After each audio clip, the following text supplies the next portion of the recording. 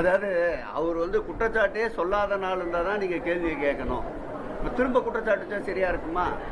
அந்த குற்றச்சாட்டில் ஈடுபட்டவர் அவர் தான் சொல்கிறோம். என்ன பதில் சொல்லுவார்? அது வாய் புளித்ததோ மாங்காய் புளித்ததோ என்று பேசக்கூடாது. ஆதாரங்கள் தான் வெளியிடலாம், நீதிமன்றத்தை அணுகலாம். மடியிலே கனமில்லை எங்களுக்கு, வழியிலே பயமில்லை, எது வந்தாலும் சந்திக்க தயாராக இருக்கு. ஒரு செய்தியை சொல்லிடுறோம்.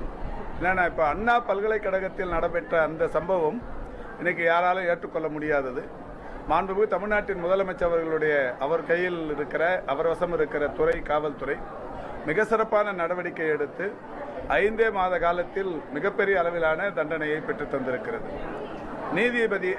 நீதிபதி அவர்களே கூட காவல்துறையின் இந்த சிறப்பு மிகுந்த செயல்பாட்டிற்கு பெரிய அளவில் பாராட்டுக்களை தெரிவித்திருக்கிறார். பொதுவாக இன்னைக்கு அண்ணாமலை சொல்லியிருக்கிறத நானும் கூட பார்த்தேன். அவர் என் பேரில் என்ன சொல்லியிருக்கிறாருன்னா, சண்முகங்கிற வட்ட செயலாளர் எனக்கு ஃபோன் பண்ணாருன்னு சொல்றாரு. இது ஒரு குற்றச்சாட்டா? என் கையில் 83 வட்ட செயலாளர்கள் இருக்கிறார்கள். நான் ஒரு மாவட்ட செயலாளர். என் தலைமையில் இருக்கிற நிர்வாகத்தில் 82 வட்ட செயலாளர் இருக்காங்க. ஒவ்வொருத்தரும் ஒரு நாளைக்கு எனக்கு 10 பேர் 15 பேர் ஃபோன் பண்ணுவாங்க. அவர் இத்தனாம் தேதி இத்தனை மணிக்கு வட்ட செயலாளர் மா சுப்பிரமணியனுக்கு ஃபோன் பண்ணாரு, எனவே மா சுப்பிரமணியனை விசாரிக்கணும்னு சொல்றாரு. இது இது இது என்ன குற்றச்சாட்டுன்னு எனக்கும் தெரியல, அவருக்கு தெரியுமான்னு தெரியல.